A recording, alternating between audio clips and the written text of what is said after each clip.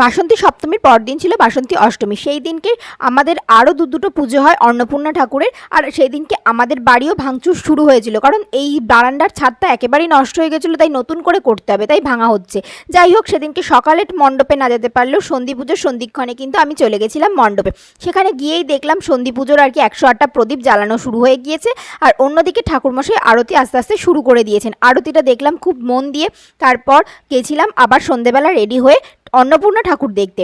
তো সেখানে প্রথমেই বিশেষ পাড়ায় চলে গেছিলাম অন্নপূর্ণা ঠাকুর দেখতে, তারপর রথখোলায়। বিশেষ পাড়ায় খাওয়া দাওয়া হচ্ছিল, তো আমরা ভেবেছিলাম একটু খাবো, তাই বেশ কিছুক্ষণ রথখোলায় একটু আড্ডা টাড্ডা মেরে নিয়ে আমি দিদি চলে গেছিলাম আবার একটু বিশেষ পাড়ায়। তো রথখোলায় যখন আড্ডা মারছিলাম তখন গান বাজছিল, আর সেখানে আমার ছেলে দেখো নাচানাচি করছে। তারপর যথারীতি চলে গেছিলাম খেতে। সেখানে খাইছিল ফ্রাইড রাইস আর আলুর দম আর চাটনি। তো যাই হোক, সেগুলো খেয়ে নিয়েছিলাম। তো আরও অনেক কিছু নিয়ে আসি পরের ভিডিওতে। ততক্ষণ ভালো লাগলে লাইক, শেয়ার অ্যান্ড সাবস্ক্রাইব করতে ভুলে যেও না। টাটা।